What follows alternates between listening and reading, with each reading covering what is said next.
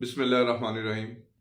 8 मार्च को अधनंगी होकर घरों से निकलकर गलीज तरीन प्ले कार्ड उठाकर गलीज तरीन नारे लगाकर और गंगू भाई की लिस्ट में सफ़े अव्वल में आने के लिए कोशिश करते हुए नजर आने वाली ये औरत नुमा मखलूक, अगर ये ना करती, ये सब काम ना करती और ये वुमेन एम्पावरमेंट की बात करती, तो ये डॉक्टर आफिया सिद्दीकी के लिए आवाज उठाती, ये डॉक्टर आफिया सिद्दीकी की रिहाई के लिए आवाज उठाती, पूरे पाकिस्तान में निकलती।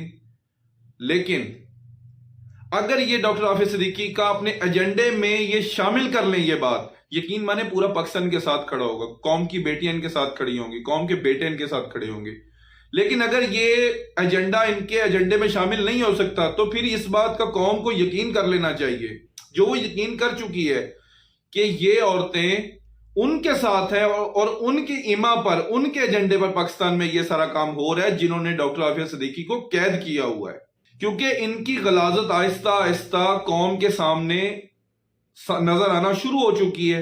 ये जिस काम के लिए इस दफा पाकिस्तान में मजहबी जमातों को, मजहबी और सियासी जमातों को बाहर रखा गया है, और जिस काम का ये पिछले दिनों में एक एज ये उठाकर, और ये लोग एज से इबरत हासिल करते हैं, और ये इनके लिए एज कैश करवाने की जगह होती है। कोई भी सानिया हो जाए पाकिस्तान में तो ये उसको कैश करवाना शुरू कर दे। जैसे कि इचरा में जो एक प्री प्लांटेड गेम करवाई गई, और ये सब कड़ी से कड़ी मिलती जा रही है कि कौन किसका रिश्तेदार निकल आया है और कौन उस औरत का पीछा करते हुए उन सबको प्री प्लांटेड उस जगह पे लाया गया है, और एक क्रिश्चियन की शॉप में लाया गया है, और प्री प्लांटेड ये सारा काम हो रहा था, और सारा कुछ हो रहा था 8 मार्च के लिए।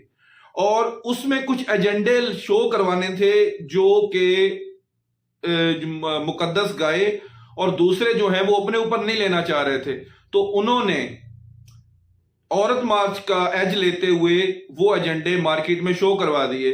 पहला एजेंडा एलजीबीटी लॉ का पेश करने का था, जो उन्होंने औरत मार्च के जरिए पेश करना है, और उन्होंने पेश करने शुरू कर दिए, जिसकी कुछ शवाहिद आपको मरियम नवाज ने भी दे दी हैं ट्रांसजेंडर के हवाले से, और बाकी जो एजेंडे हैं वो औरत मार्च के एजेंडों में शामिल है।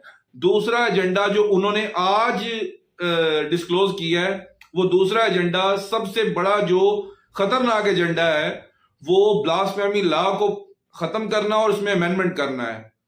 वो इस 295C को खत्म करना चाहते हैं, वो 1973 का वो आइन खत्म करना चाहते हैं, वो कादियानियों को वही आजादी दिलवाना चाहते हैं। तो हम इदारों से कहते हैं कि आप पाकिस्तान के अंदर अमन के दाई हैं, अमन की निशानी समझे जाते हैं, तो मेहरबानी फरमाएं, जिस एजेंडे पर ये चल रहे हैं और जिनका एजेंडा आप पूरा अगर करवाने की कोशिश कर रहे हैं, तो पाकिस्तान ना तो इस एजेंडे के लिए बना था, ना पाकिस्तान में रहने वाले इस एजेंडे को चलने देंगे। और कम से कम 295C को तो बिल्कुल छेड़ने की जसारत ना करें। आपके 75 साल या 70 साल पहले आपका ये एजेंडा कुछ ना कुछ चल गया था, फिर वो आपकी अरबों डॉलर की जो इन्वेस्टमेंट थी वो अल्लामा खादिम हुसैन रिजवी रहमतुल्लाह अलैह ने जमीन बोस कर दी, खत्म कर दी। अब करोड़ों लोगों के सीनों में खत्म नबूवत का ये जो सबक था, दर्द था, ये दोबारा जिंदा हो चुका है।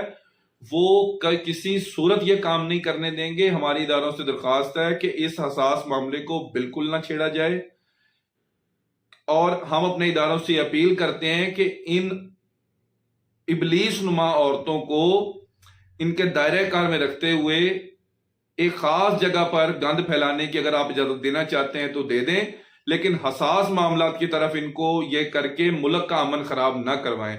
और इनको ये सिक्योरिटी और मीडिया फराहम करके जो आप करना चाह रहे हैं, तो इससे, और मीडिया से तो हमें कोई तकलीफ है भी नहीं, क्योंकि ये वही मीडिया है जो इचरा मामले पर पिछले दिनों से लेके अभी तक उसने जुबान मुंह में नहीं डाली, लेकिन मस्तूंग ब्लास्ट पर ये लोग बोले भी नहीं, एक खबर देने के अलावा।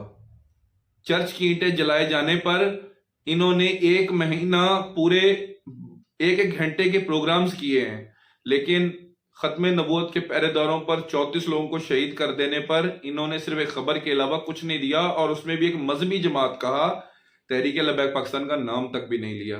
تو ہم ان کی سازشوں سے بہت عرصے سے واقف ہیں. میڈیا جس فرانس کا پروڈکٹ ہے تو بالکل ہمیں آپ کے میڈیا کی ضرورت بھی نہیں ہے. ہم اپنا میڈیا خود بہت اچھے طریقے سے چلانا جانتے ہیں. لیکن ہم اپنے اداروں سے جن سے ہم بھی یہ سمجھتے ہیں کہ پاکستان کی بقا ہے تو مہربانی فرما کر چند غلطیاں سب اداروں میں ہوتی ہیں تو وہ قابل برداشت ہیں. آپ نے ہمارے مینڈیٹ پر ڈاکہ ڈالا, ہم اس کو بھی قابل برداشت سمجھتے ہیں. کہ آپ نے اس دفعہ کسی اور کو وزیر اعظم بنانا ہوگا تو ہمارا مقصد سیٹیں ہیں ہی نہیں. ہمارا مقصد پاکستان میں حضور نبی پاک صلی اللہ علیہ وسلم کا دین ہے. اس کے لیے ہم کوشش کر رہے ہیں, سو کرتے رہیں. سیٹوں کے لیے لڑنے نہیں آئے.